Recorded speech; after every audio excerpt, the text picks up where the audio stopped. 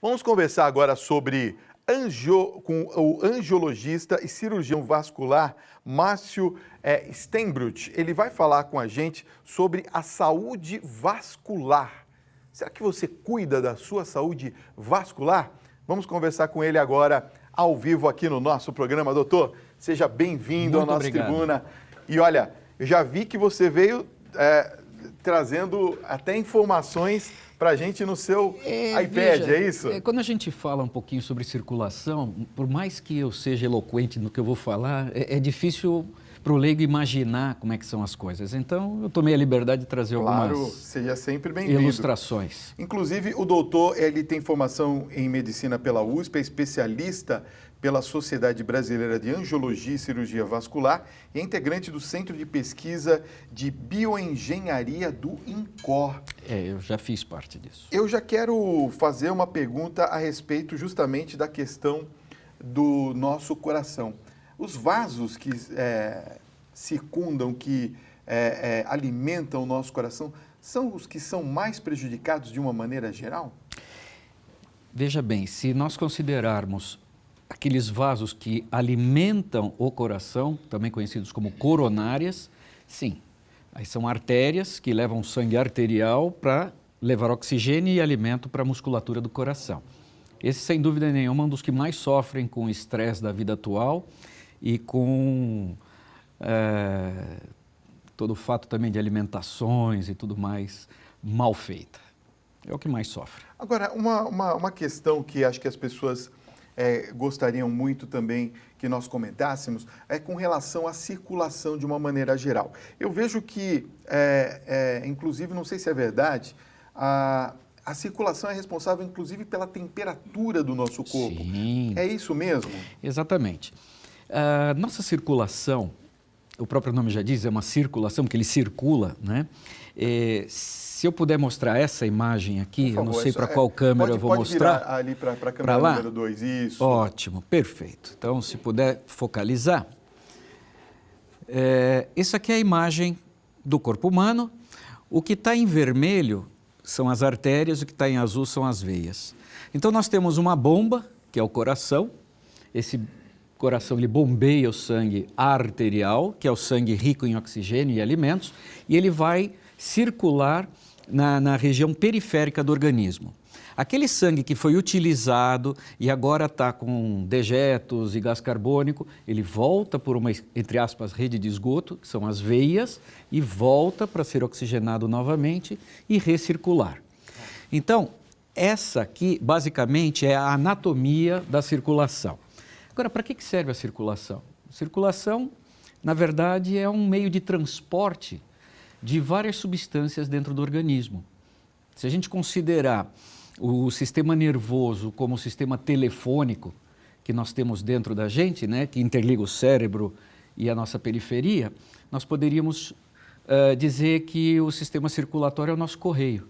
Tá. Então, ele transporta substâncias, ele transporta o oxigênio, ele transporta os nutrientes e transporta também hormônios, que são produzidos por glândulas e vão agir à distância. Um exemplo, o hormônio da tireoide é produzido na tireoide e ele circula pelo organismo.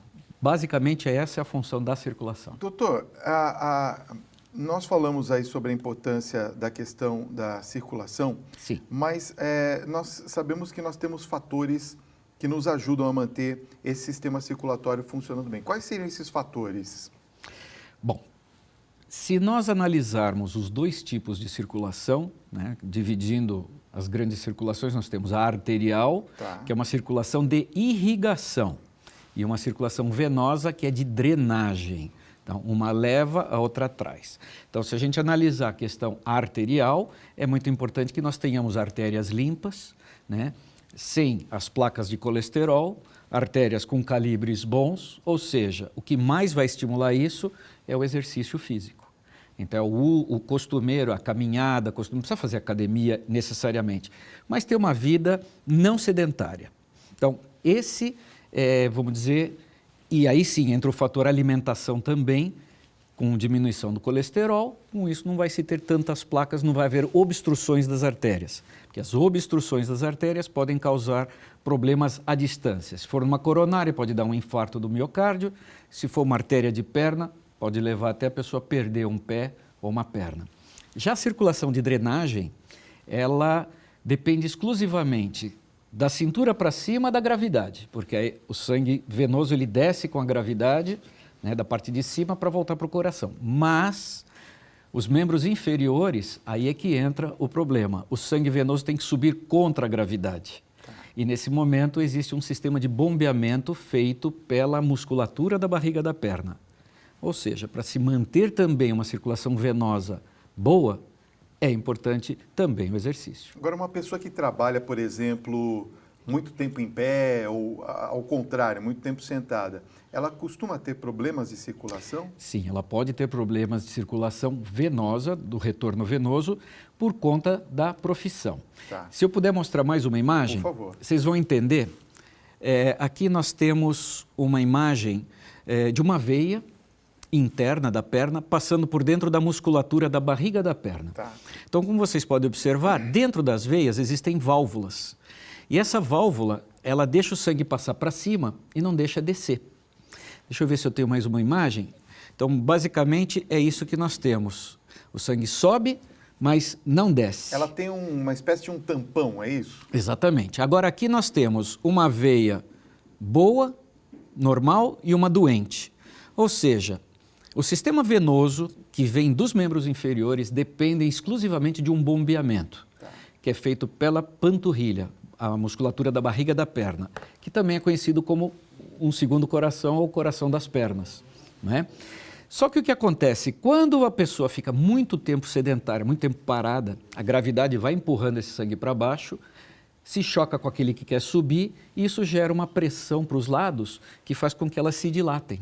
Então, se esse indivíduo tiver uma predisposição genética por um enfraquecimento da parede da veia, essa veia vai dilatar, essas válvulas vão se afastar e agora o sangue já não consegue mais circular, que é essa imagem que eu estou mostrando. Essa é a trombose ou não? Não, isso né? aqui é o princípio das varizes. As varizes. Exatamente, as varizes tá. nada mais são do que a dilatação das veias, fazendo com que as válvulas se afastem e o sangue agora não sobe mais, ele sobe e escorre. Ele fica mais parado. Exatamente. Por isso que fica com aquela cor diferenciada, é isso? Exatamente. E Tá. com o tempo, se o indivíduo não tratar, não fizer nada, ela vai dilatando cada vez mais.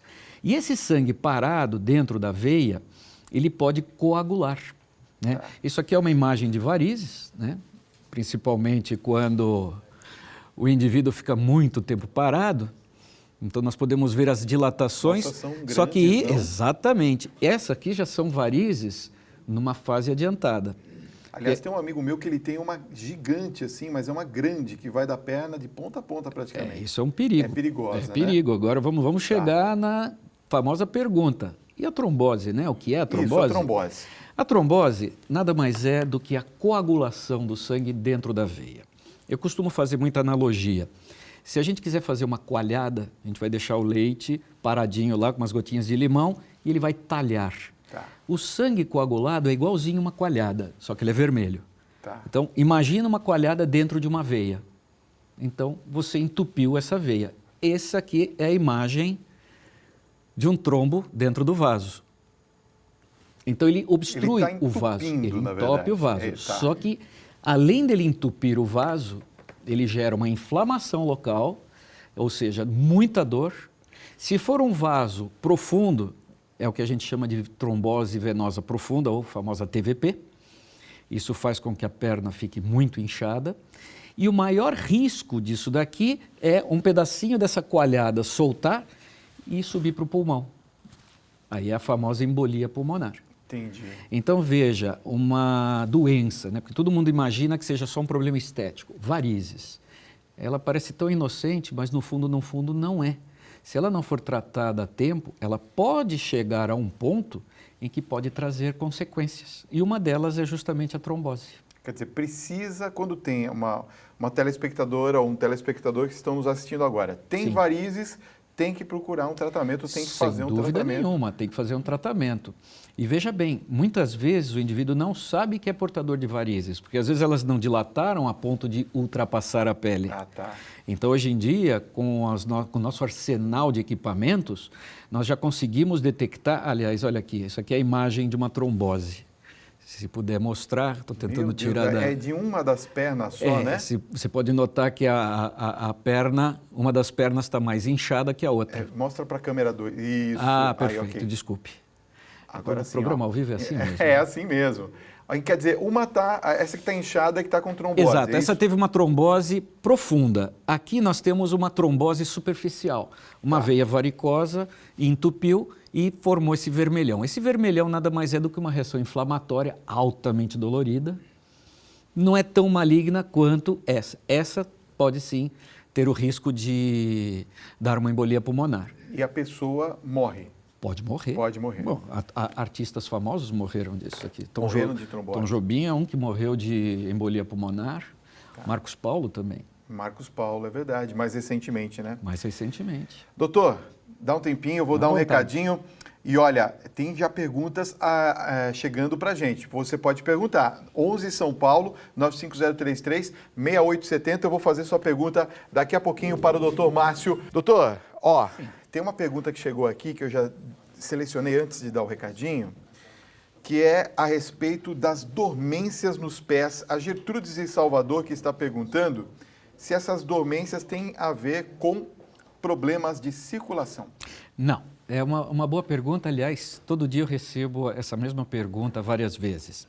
Na verdade, quando se sente o adormecimento, seja nas pernas ou nos braços, isso geralmente é um sintoma neurológico. Então, o que acontece? Quando um nervo, como eu expliquei anteriormente, o nervo é como se fosse um fio elétrico que transmite informações. Quando o nervo é comprimido por alguma coisa ou está inflamado, a área em que ele levaria as informações ou traria as informações fica, naquele momento, sem sinal. Então, a sensação que se tem é um formigamento. Isso não é um sintoma vascular. Pode ficar tranquila. Pode ficar tranquila. Olha, é uma pergunta que está chegando de Guaçuí, no Espírito Santo. Boa noite, Fábio. Boa noite, doutor. Eu sou o Toninho. Trabalho como representante de vendas, doutor, e tenho muita queimação nas pernas. Por acaso, essa queimação é sinal de má circulação? Bom, queimação nas pernas é um sintoma, sim, de um retorno venoso um pouquinho mais complicado, vamos dizer assim. Se ele é uma pessoa que passa o dia em pé, entre aspas, sedentário no trabalho, mesmo que ele faça algumas caminhadas, é muito provável que ele esteja sentindo isso por conta de uma entidade chamada estase venosa crônica. Então, as pessoas que ficam muito tempo paradas ou muito tempo em pé, como eu mostrei anteriormente, elas não bombeiam sangue com a musculatura e esse sangue fica acumulado. Isso pode gerar queimação nos membros inferiores e pode gerar dor também e uma série de sintomas. É bom realmente, se ele puder, procurar um vascular. Olha, tem uma pergunta que está chegando aqui de uma telespectadora ou um telespectador que não se identificou. Ela diz assim: parabéns pelo programa. Doutor, como que eu posso curar feridas que ficam próximas ao tornozelo, amareladas, saem água? Tem alguma coisa a ver com a questão circulatória? Olha, eu entendo a dúvida e a dificuldade da telespectadora, mas veja bem, uma ferida ou uma úlcera na região do tornozelo, ela pode ter 3 causas distintas. Tá. Uma das causas é a famosa úlcera varicosa. Então, se existirem varizes nessa perna e na vigência de uma úlcera aberta, obviamente que todo o tratamento local de limpeza e de manutenção da ferida e, ao mesmo tempo, da retirada da causa, ou seja, operar as varizes, fará com que ela se feche rápido. A segunda causa de úlceras é o diabetes. O diabetes também pode causar uma má circulação, só que aí é arterial, mas microcirculação, né, nos capilares. Também pode abrir uma ferida. Nesse caso, a condição já é um pouquinho mais difícil de fechar, porque aí depende de um controle muito acirrado do diabetes e um cuidado local mais intenso. E a terceira causa de úlcera, para quem não sabe, é a hipertensão arterial. A pressão alta também pode levar à danificação de pequenos vasos, de capilares, que pode levar também à criação de úlceras. Nesse caso, obviamente que é só controlar a pressão e os cuidados locais fará com que feche a ferida. Ok. Próxima pergunta vem de Ribeirão das Neves, em Minas Gerais. É o Mariano que pergunta, doutor, até que ponto a alimentação interfere na nossa saúde vascular? Olha, uma pergunta importante. Se a gente considerar a circulação venosa, que agora é o foco nosso, a alimentação não traz grandes alterações. Mas no âmbito da circulação arterial, aí sim, como eu expliquei anteriormente, a circulação arterial é uma circulação de irrigação e ela depende exclusivamente dos canos limpos para levar alimentos e oxigênio para a periferia do organismo. Então, uma alimentação regrada, uma alimentação com pouca gordura, sem grandes excessos, fará com que esse indivíduo tenha uma circulação melhor. E, obviamente, associado a isso, o exercício constante, que vai consumir o colesterol também. Falar em exercícios, a pergunta da Lucilene Dias de Palmas, no Tocantins, é a seguinte: doutor, eu já fiz 2 cirurgias para a retirada das minhas varizes. Elas voltaram a aparecer ou apareceram outras. Eu não costumo fazer exercícios. O senhor tem algum que possa indicar? Bom, ela falou uma coisa bem correta. Na verdade, as varizes não voltam. Não voltam. Quando elas são retiradas... Imagina o seguinte, imagina um dente com cáries. Tá. Se eu tratei essas cáries, eu não posso ter cáries de novo?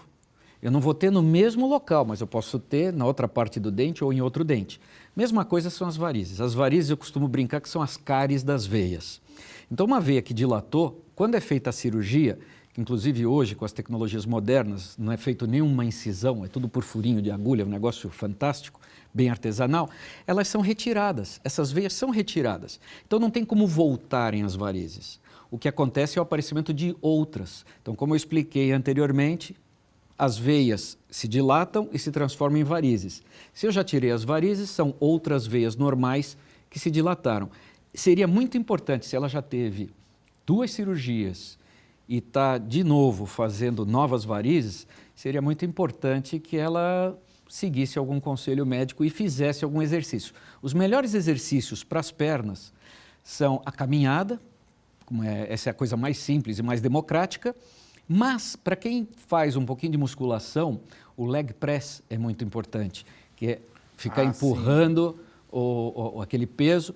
E o pessoal me pergunta, mas doutor, eu posso fazer peso com as pernas? Sim, pode fazer. Não é o peso com as pernas que vai aumentar as varizes, pelo contrário, ele vai desenvolver a musculatura e melhorar o retorno venoso. Olha, tem uma pergunta que chegou aqui, até com uma foto, eu até abaixei a foto aqui. Boa noite, Fábio, doutor. Eu fui diagnosticada, doutor, com linfedema. Tá certo, né? Sim. Meu pé direito fica inchado e não volta. Eu gostaria de mais informações sobre essa doença, se não tem mais cura. É a Carolina de São Paulo e tá aqui, olha, a foto dela que ela mandou pra gente. Eu vou mostrar para vocês também aqui no vídeo. Olha aqui. O caso dela tem cura? Bom, infelizmente não. Cura, totalmente não, mas tem controle. Tá.